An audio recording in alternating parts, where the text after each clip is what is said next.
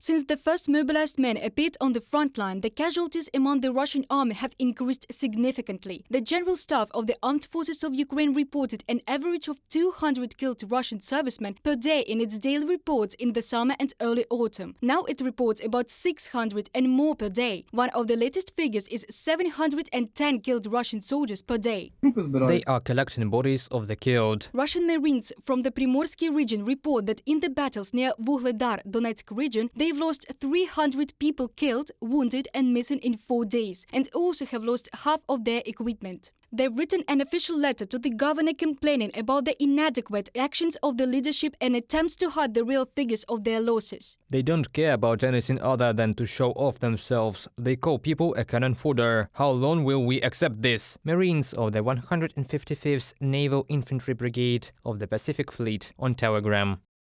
At first, the official authorities called this information a stuffing of the Ukrainian special services, and then the Minister of Defense of Russia acknowledged the losses among the mobilized servicemen. However, they called them not so big, only 1% of all mobilized. According to them, this is due to the competent actions of the commanders. Apparently, this also explains the news about hundreds of killed in the Svatove district in the Luhansk region. There, according to the Russian Verstka publication, the battalion of those mobilized men from the Voronezh region was destroyed. The death toll may exceed 500 people. Relatives of the survivors are trying to get them transferred in the rear.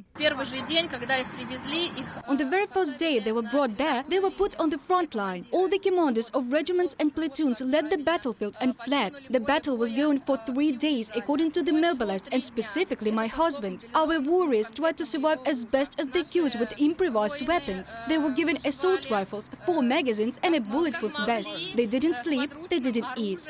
The deplorable situation in the Svatove district is also confirmed by the mobilized Russians who surrendered to the Ukrainian military. There are only 21 men. According to them, it is better to stay in Ukrainian captivity than in the Russian army.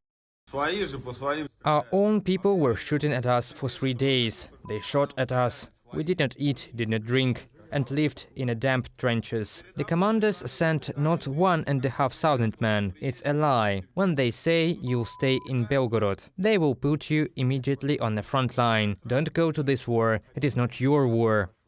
The Russians also talk about real losses among the mobilized in telephone conversations with their relatives. Here is a fragment of the dialogue intercepted by Ukrainian intelligence. The Russian serviceman, who is now in the Luhansk region, is talking.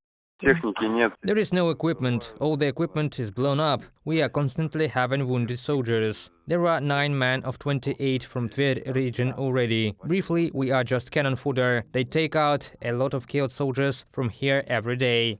But mobilized Russians can avoid such a situation. The armed forces of Ukraine offer them to surrender. Hotlines of the project I Want to Leave work around the clock. Compliance with all international conventions is guaranteed. Reported by Dana Kolesnik, Angelika Brushnevska, UATV News.